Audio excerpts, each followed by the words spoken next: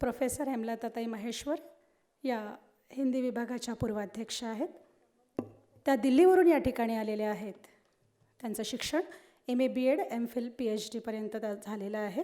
त्यांचे प्रकाशित ग्रंथ आहेत स्त्रीलेखन और समय के सरोकार, नीले रंग के कविता संग्रह आहे, धम्म परितम संपादित त्यांचे ग्रंथ आहे समय की शिला पर, मुकुटधर पांडेय पर केंद्रित, गुरु घासीदास विश्वविद्यालय बिलासपुर, उनकी जिजीविषा उनका संघर्ष, शिल्पायन प्रकाशन नई दिल्ली, पत्रिका संपादन का काम किया उन्होंने, उड़ान संपादक सदस्य, हाशिए उल्लांघती स्त्री, युद्धरत आम आदमी का विशेषांक.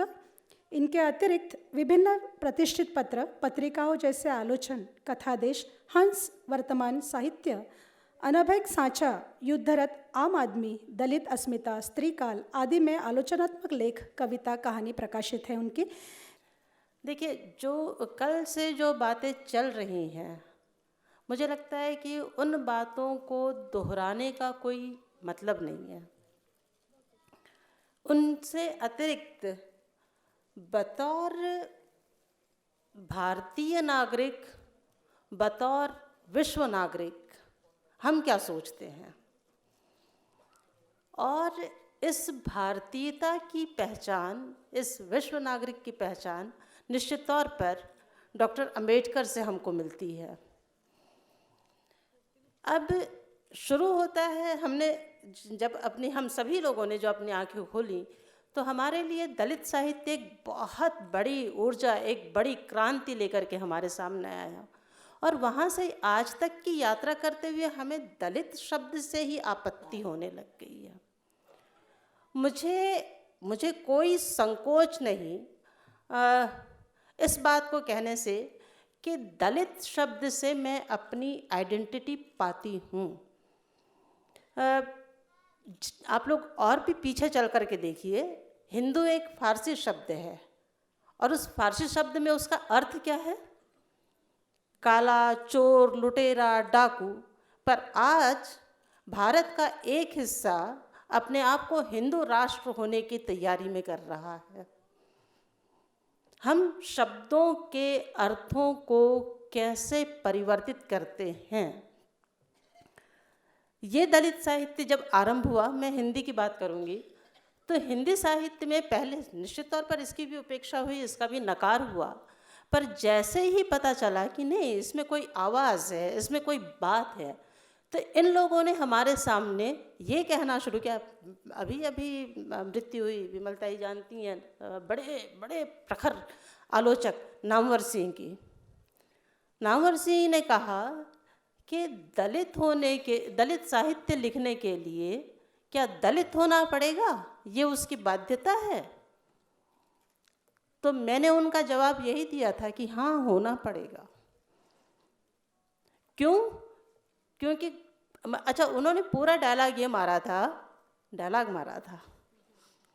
मारा था कि दलित साहित्य लिखने के लिए क्या दलित होना होगा, और घोड़े पर लिखने के लिए क्या घोड़ा होना ज़रूरी होगा. कहाँ से कहाँ की तुलना हो रही है, किसी एक मनुष्यता की तुलना कहाँ जा कर के की जा रही है. तो मैंने उनसे यही कहा था अपने वक्तव्य में कि हाँ, घोड़ा होना होगा. घोड़े की सफाई करते हुए, उसकी स्किन को साफ करते हुए साइज़ को कैसा लगता है, ये साइज़ बताएगा.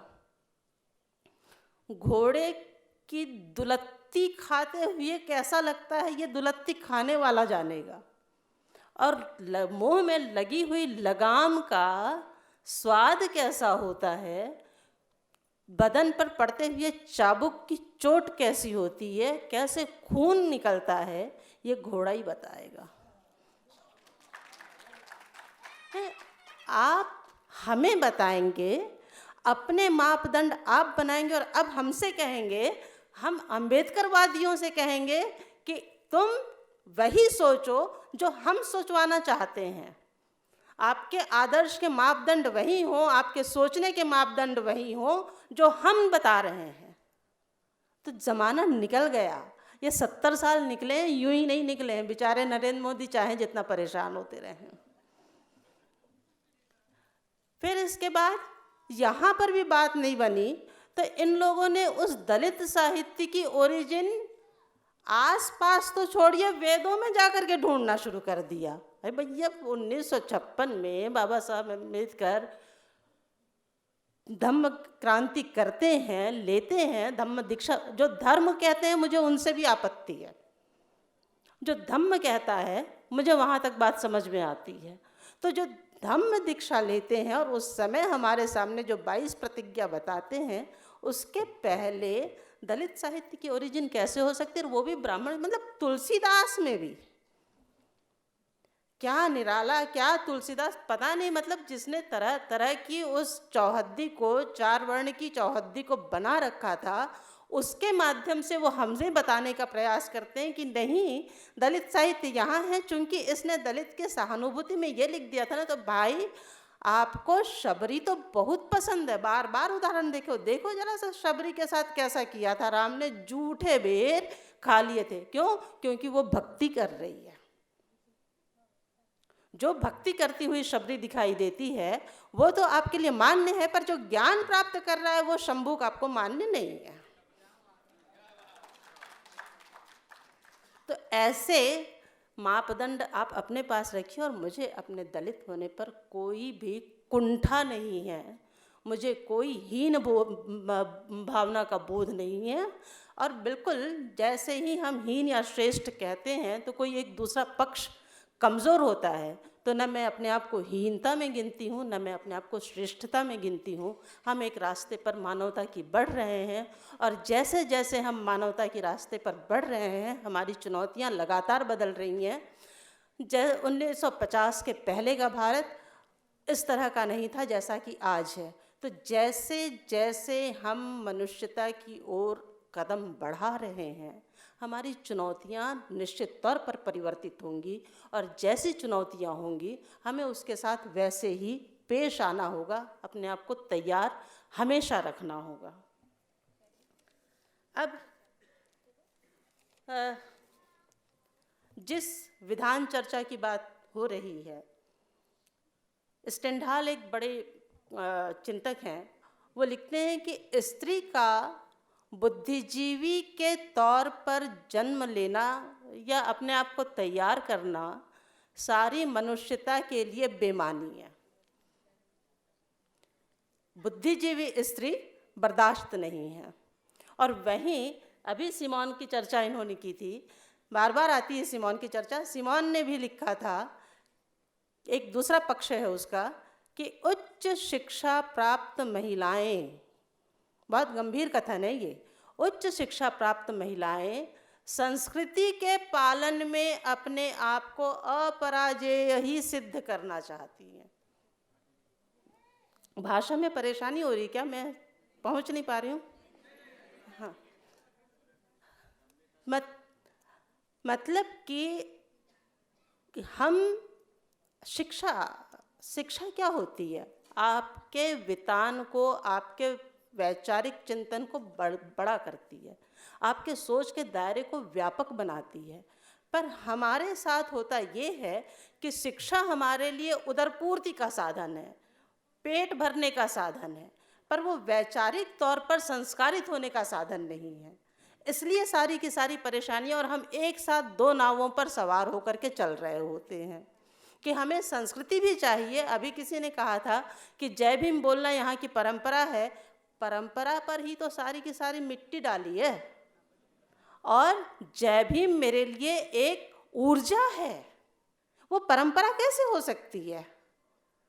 वो परंपरा नहीं है, वो आपके भीतर ऐसी शक्ति पैदा करती है कि आप किसी भी जगह पर खड़े होकर के एक शब्द जय भीम कह दें तो सामने वाला चुप हो जाएगा, उसे पता हो जाएगा कि ये वैचारिक चिंतन से आने वाले लोग हैं। ये भावात्मक तौर पर जिनका शोषण किया जाता है ऐसे लोग नहीं है। एक बहुत छोटा सा उदाहरण मैं दूंगी। मेरे पुराने विश्वविद्यालय में मुझसे किसी ने, जैसे ही ये बाबरी मस्जिद का ध्वंस हुआ था, तो लोगों ने कहना शुरू कर दिया था, जहाँ भी देखे उन्हें पता था ये अम्बेडकराइट है, तो कहना शुरू किया कि जय श्री राम। 2 बार तो मैं अचकचा गई कि ये इतनी बेशर्मी से जो जवाब बात की जा रही है, इसका जवाब कैसे दिया जाए।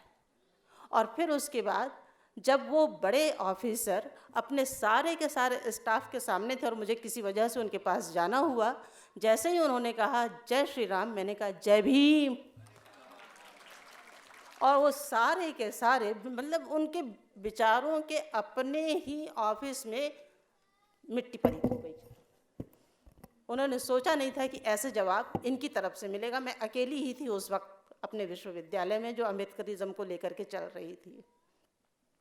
ये शक्ति है।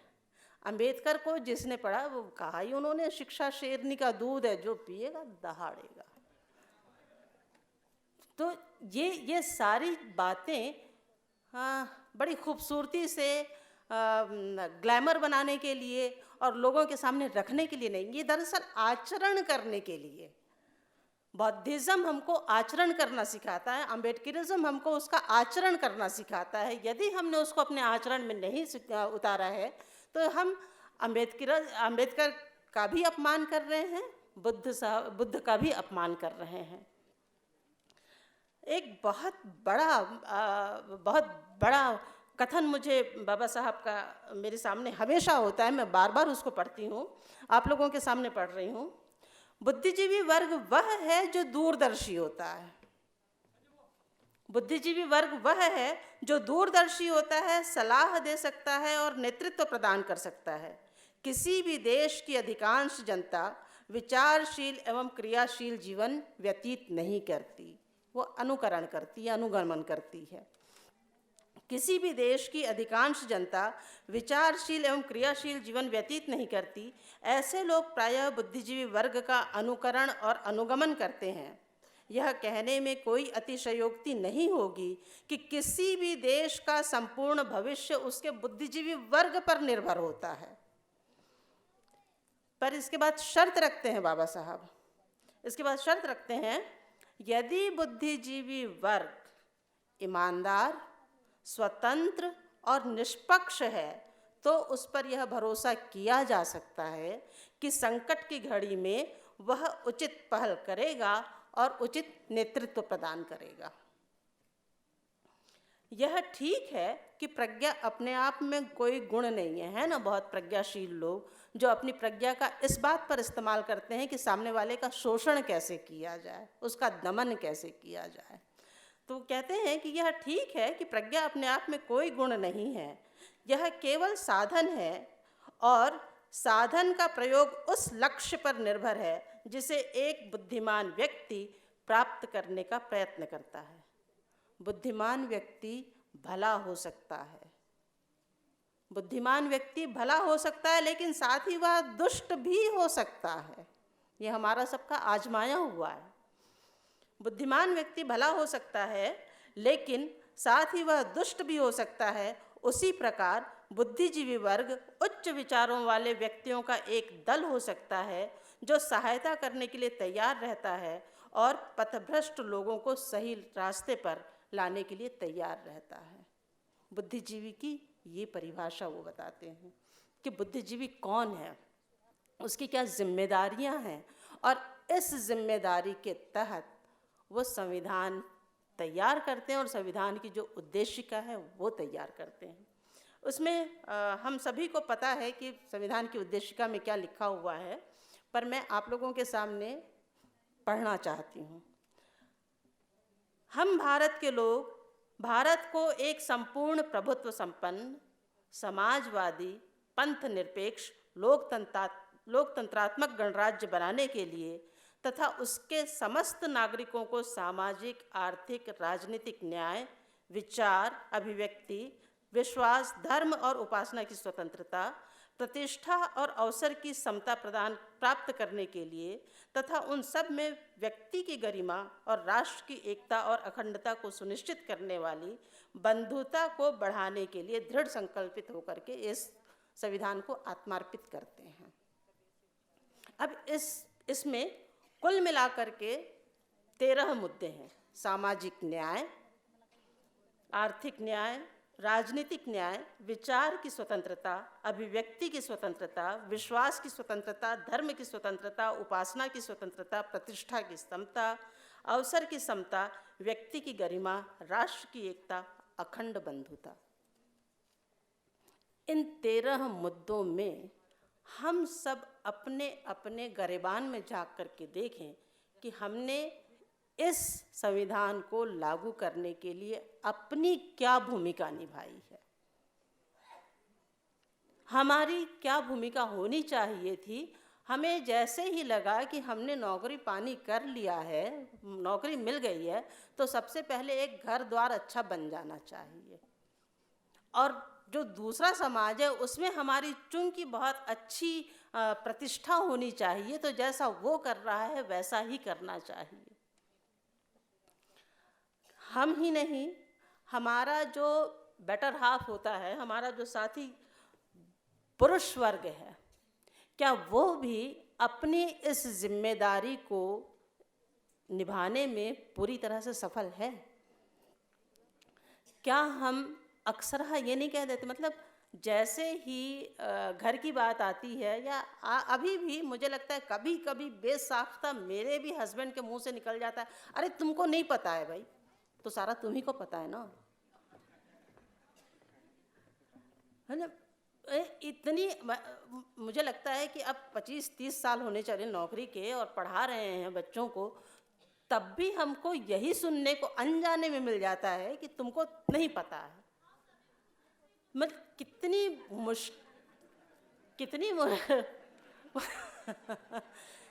कितनी मुश्किलें हैं। अब तुमको नहीं पता है, इसलिए तो बाबा साहब ने कहा ना कि यदि घर में किसी को पढ़ाने लायक स्थिति किसी एक व्यक्ति को है तो घर की लड़की को पढ़ाया जाए। सारी उम्मीदें हम लड़की से कर रहे हैं, यही उम्मीद हम लड़के से क्यों नहीं कर पा रहे हैं? इस लड़की और लड़के होने में हम जो अपने आप को अम्बेडकरी कह रहे हैं, क्या वाकई हमारी ये भूमिका वहाँ बिल्कुल ठीक ठीक है? जैसे ही मतलब लड़की हो तो उसको देखते ही कि यदि वो हंसने लगे, मैं तो बहुत ज़ोर से अट्टहास करके हंसती हूँ, तो कहते हैं कि मतलब छोटी बच्ची भी हो तो क्या लड़कों की तरह हंस रही है, और लड़का यदि रोता हुआ खेल के मैदान से आ जाए तो लड़कियों की तरह रो रहा है। मतलब रोने का सारा ठेका लड़कियों का है और हंसने का सारा ठेका लड़कों का है। हम कितनी छोटी छोटी बातों से ये डिवीज़न करते हुए चल रहे होते हैं, और वो बड़ा होने तक किस तरह की, मतलब दूसरे की लड़की है तो वो छेड़ने के काबिल है, पर मेरी बहन हो तो वो छेड़ने के काबिल नहीं है।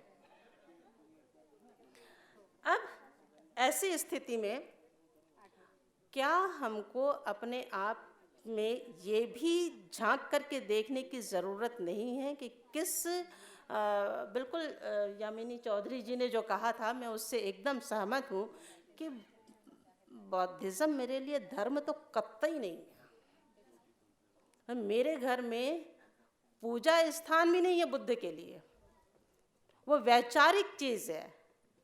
वो विचार के साथ, समानता के साथ, स्वतंत्रता के साथ, मतलब जितनी बड़ी बात वो कह रहे हैं कि कोई भी बात इसलिए मत मानो कि वो परंपरा से चली आ रही है, या आपके घर का बुजुर्ग कह रहा है, या बड़ा कह रहा है, या गुरु कह रहा है, और इसलिए भी नहीं कि मैं कह रहा हूँ।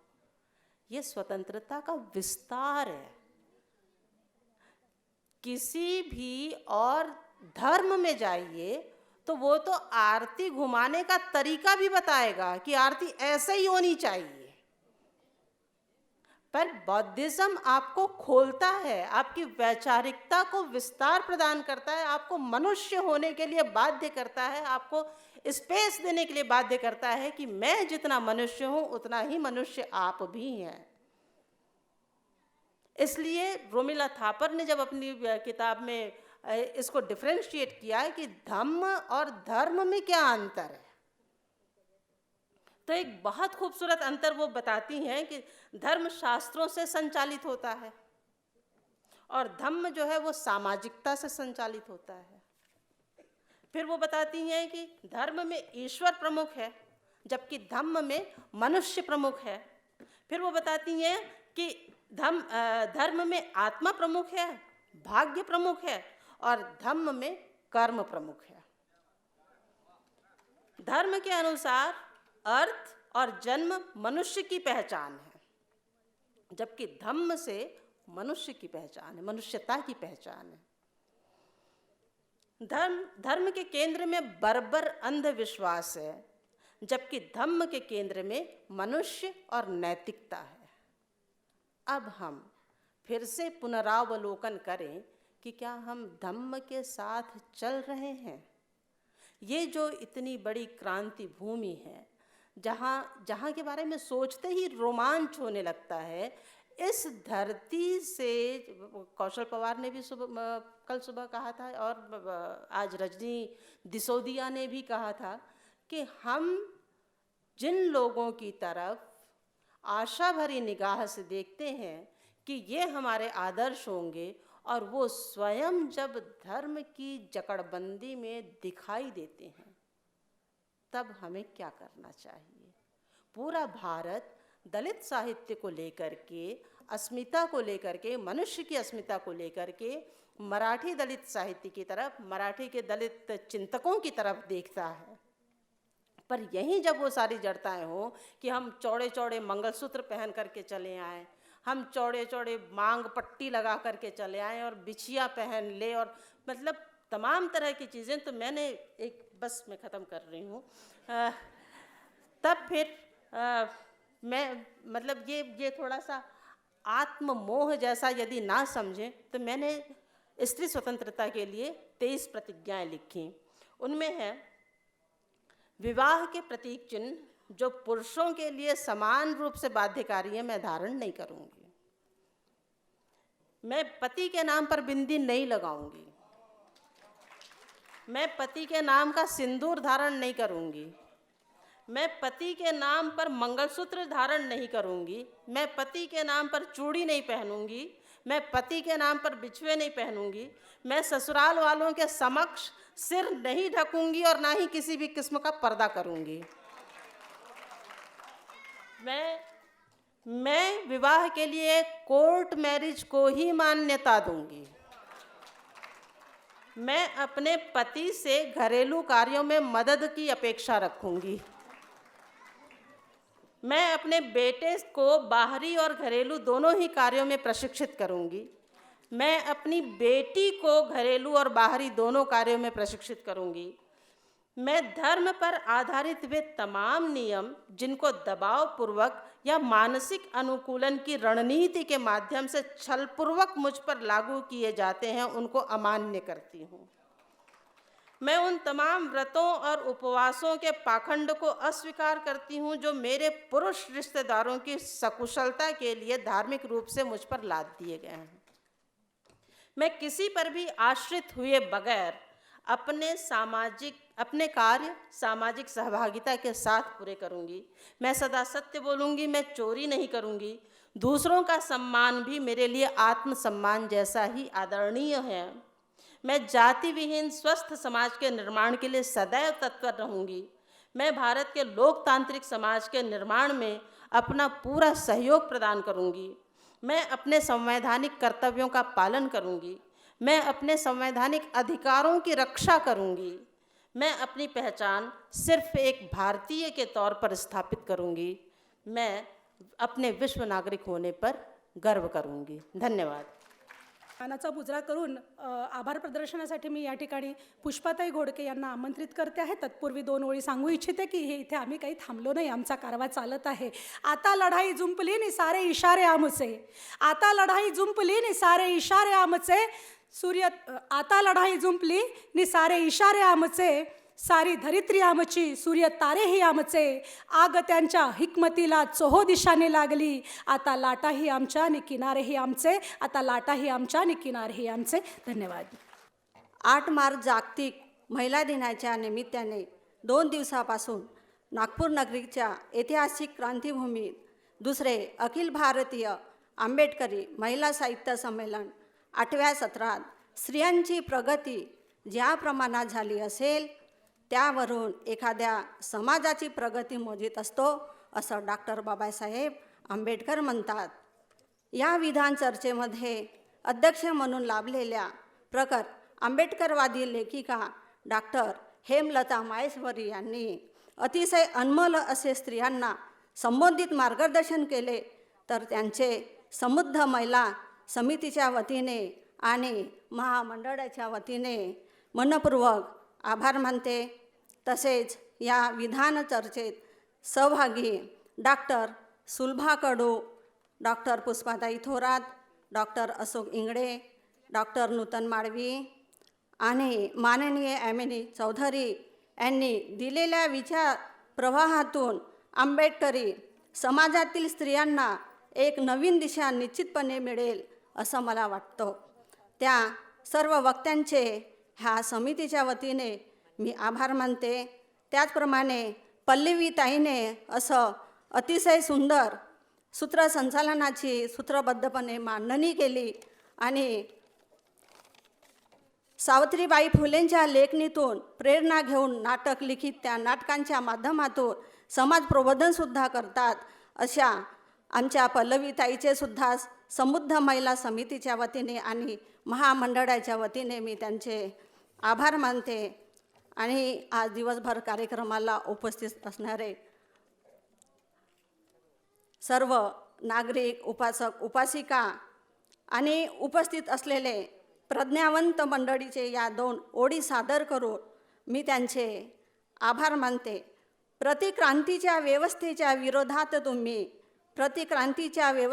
विरोधात तुम्ही आता स्पष्ट वक्ता म्हणून भूमिका मांडलीच पाहिजे आणि तुम्ही देत असलेल्या व्याख्यानातून स्त्रिया प्रभावित होऊन आंबेडकरी चळवळीत सक्रिय झाल्याच पाहिजे.